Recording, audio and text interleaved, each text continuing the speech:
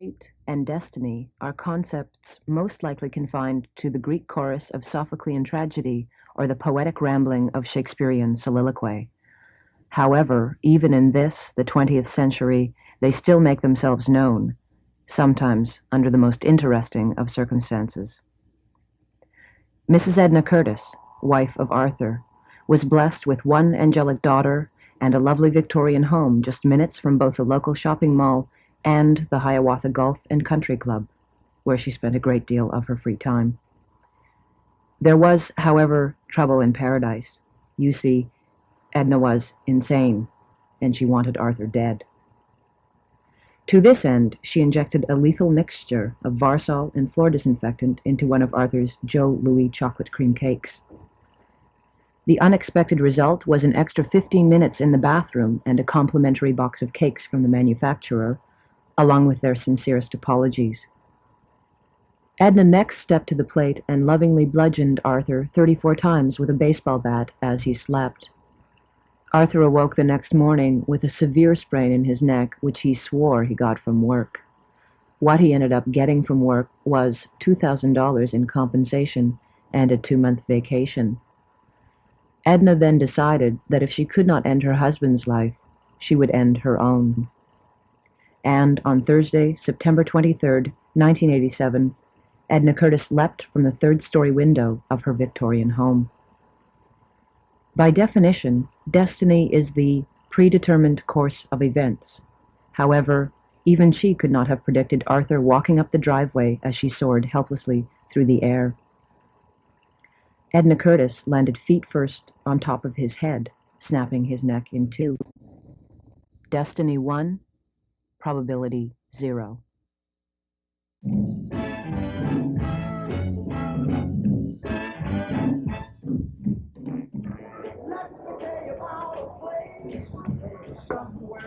I'd never assume to know the probability, or because that's your bag. I'm saying the possibility that something can happen. I mean, a complete stranger, a psychic no less, says you've had 3 days to live. It's too morbid an idea to completely ignore. Power of suggestion. There's no such thing. What about destiny? Fate? Same thing. What about divine intervention? I'm an atheist. Well, that's a leap of faith. Just last week, you were an agnostic. How was the West Coast? Nothing unusual. Yeah, I suppose teachers' conventions are the same all over. What the fuck is that? What, did I miss something?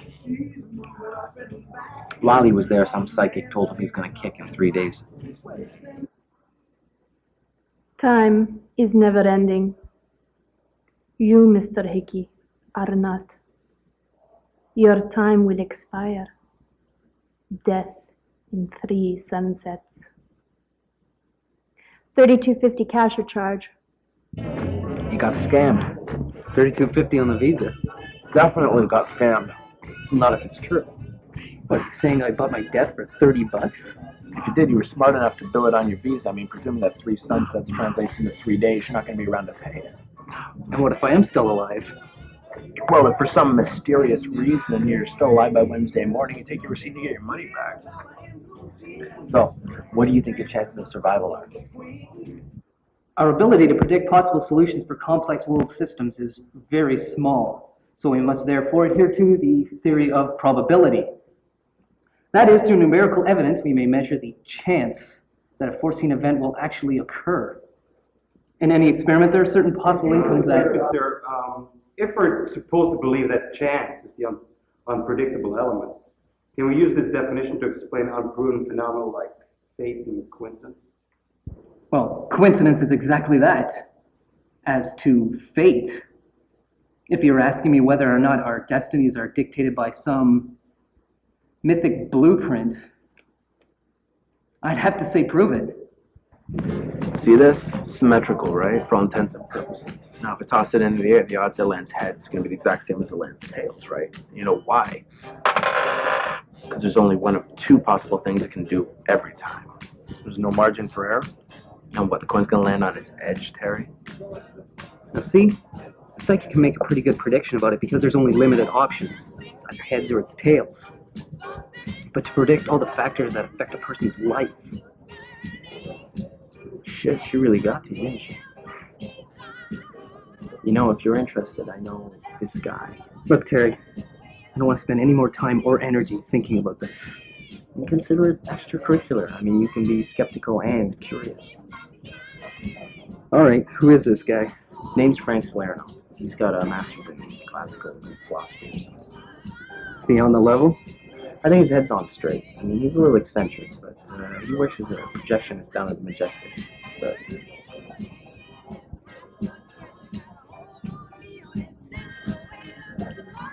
So what'd you say his name was again?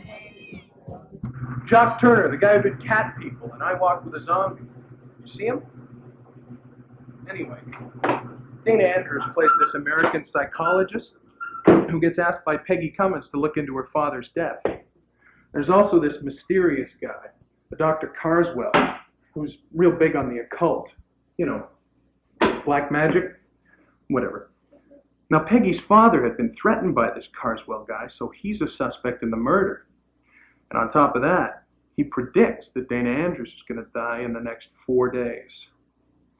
It comes out that whoever possesses this small piece of ancient parchment meets a really nasty demon and... Parchment, huh? Yeah, How otherworldly. you didn't see the movie. No, I didn't see the movie. Figures. You see Sleepless in Seattle? Yeah?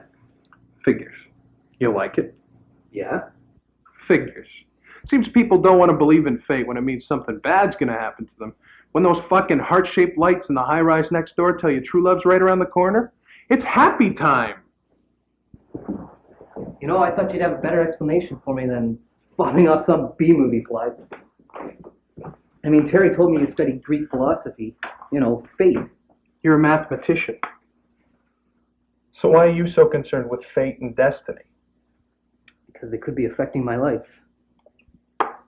They are affecting your life. So you're worried you're going to die. What do you want from me? I don't know, some insight. You believe in fate? Sure. Christ, I don't know. I don't even know what fate is. Fate is the power that predetermines events in our lives. In Greek mythology, since you seem so interested, the Fates were 3 female figures who were believed to have control over human destiny. There was Clothos, who spun the thread of life, Lachesis, who determined the length of the thread, and Atropos, who cut it off. So what is that? Sophocles? No, these are actual Greek figures, deities. Well, what about Oedipus Rex? That's about fate, right? How populist of you. Oedipus is what's called a tragedy of destiny. It's tragic because it says that there's no way in hell that mankind can overcome the supreme will of the gods. You can try, but it's completely in vain.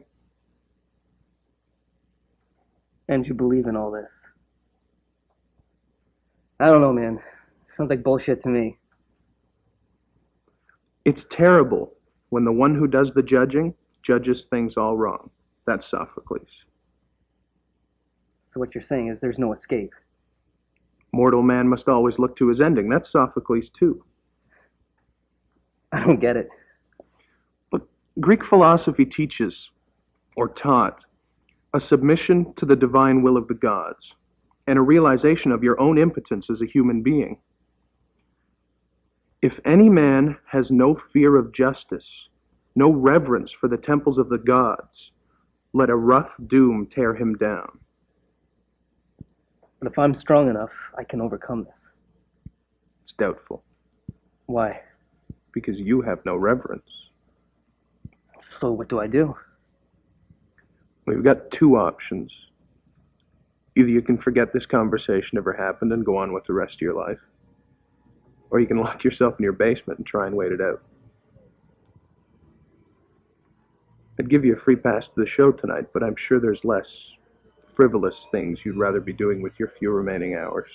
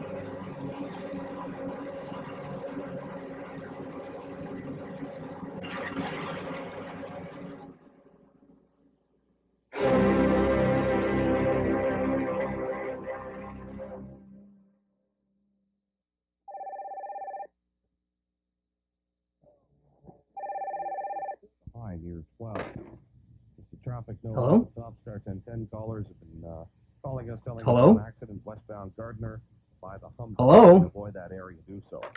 8 people from Scarborough have been arrested in what hands of Kurt Cobain gathered outside his Seattle home. The 28-year-old was found dead at his home yesterday. He shot himself. Police say a suicide note was found near his body. Cobain was back in Seattle recovering from a drug and alcohol overdose in Rome last month. An author of a book on Nirvana says most people close to Cobain felt he was very unhappy. Up to 2,000 troops could be sent to Rwanda.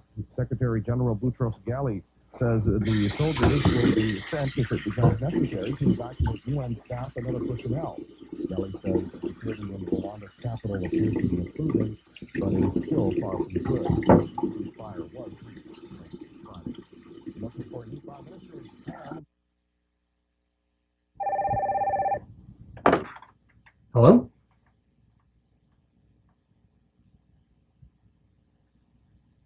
Hello?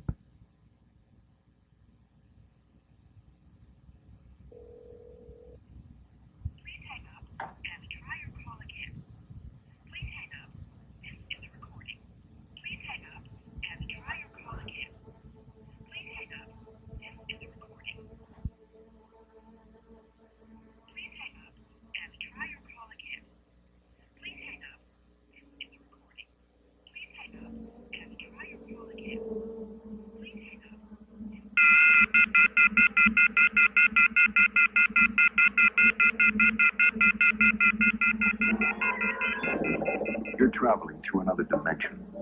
A dimension not only of sight and sound, but of mind. A journey into a wondrous land whose boundaries are that of imagination. Your next stop, the Twilight Zone.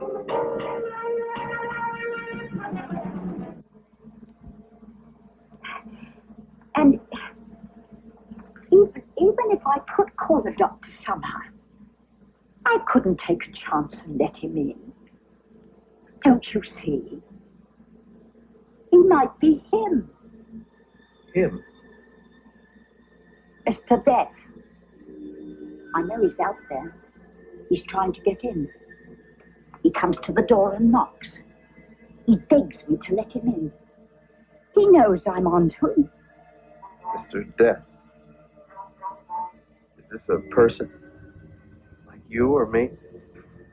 I know it sounds crazy, but it's true. I've seen him in crowds. I've watched for him.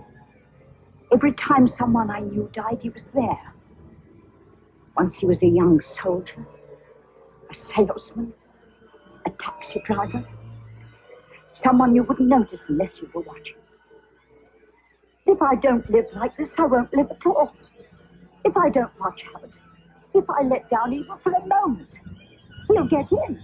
I know he will. I don't want to die. I'd rather live in the dark than not live at all.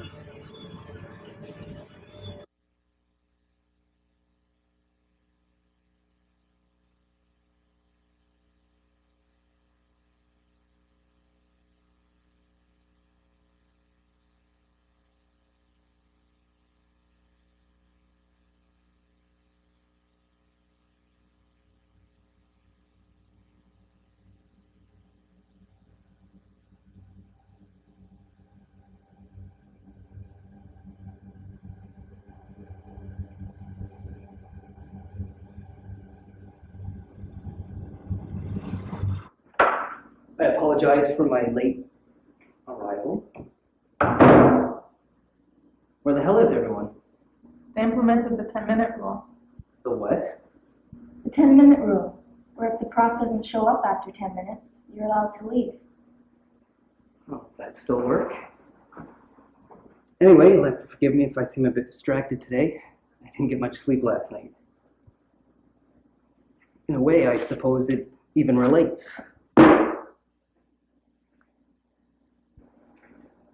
As As you know, we've been studying some very basic probability lately. When I was away at the symposium last week, I did something that was completely against my nature. As we've learned, a person who deals exclusively in the provinces of fate and destiny is not likely to make a very good prediction. But for a goof, I went to a psychic. And boy, did she pull her prediction out of a hat. She told me I was going to die in 3 days, which would have been last night at midnight. Okay. So, what happened? Well, against my better judgment, and not because it was probable or anything, I stayed up until midnight just to see what happened. Probability wins out.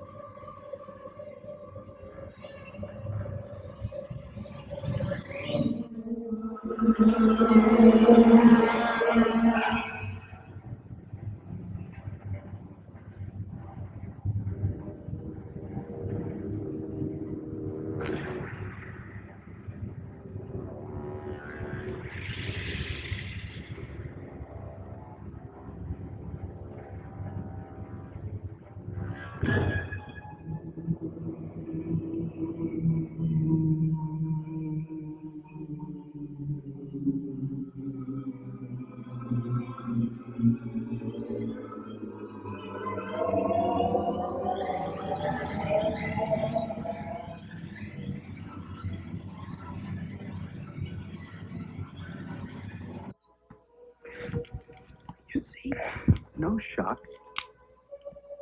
no engulfment, no tearing asunder.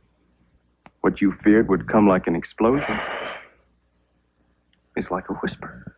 What you thought was the end, the beginning.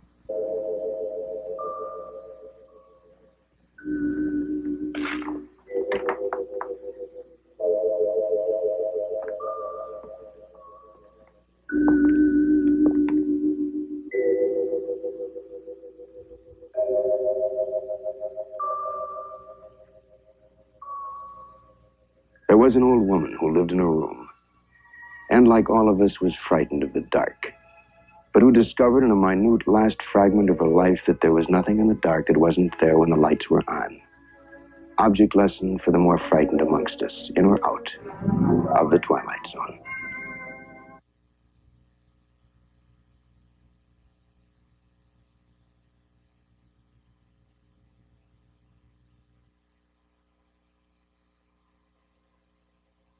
In the autumn of 1993, Eric Hickey, a mathematical probability instructor at the University of Toronto, attended a professor's symposium in Victoria, British Columbia.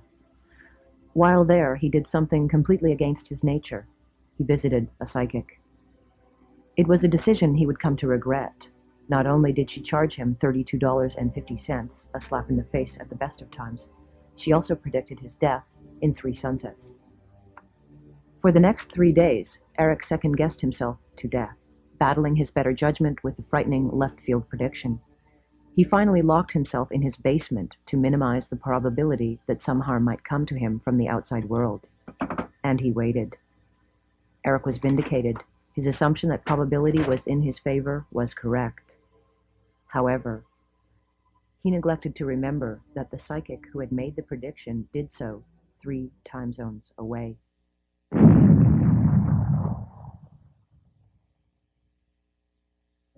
"911 emergency 503, can I help you?" "Okay, hold on, you gotta calm down because I can't understand you." "Okay, now do you need an ambulance?" "Are you hurt?" "No?" "Okay, well, who is then?" "Or who is he?" "Okay, he's outside in the snow." "Okay, have you checked to see if he's okay? Have you checked to see if he's all right?" I mean, yes, I understand. I understand you're frightened, but I mean, you're gonna have to calm down. That's important that you tell me where he is. I mean, does it look like from where you are sitting that he is moving? Okay, he's not moving then. Okay, now what would you say there's blood? Really, there is blood. So he's injured then. Where's he bleeding from? Has he been stabbed? Has he been shot? He's bleeding everywhere. Like everywhere. Mm-hmm. Uh-huh. Sure. So he hasn't been shot. He's just bleeding everywhere. From his eyes. He's bleeding from his eyes. What about his feet? Is he bleeding from his feet? I thought you said he was bleeding everywhere. Okay, so he's bleeding everywhere, right? Okay, but he's not bleeding from his feet. Okay, hold on 1 second. Dispatch, we've got a hot shot, possible serious bleeding injury at 643 Southwind Drive. Request ambulance immediately, priority level 1. Okay, thank you, ma'am. There's an ambulance on the way. Yes, ma'am, immediately. No, thank you, ma'am.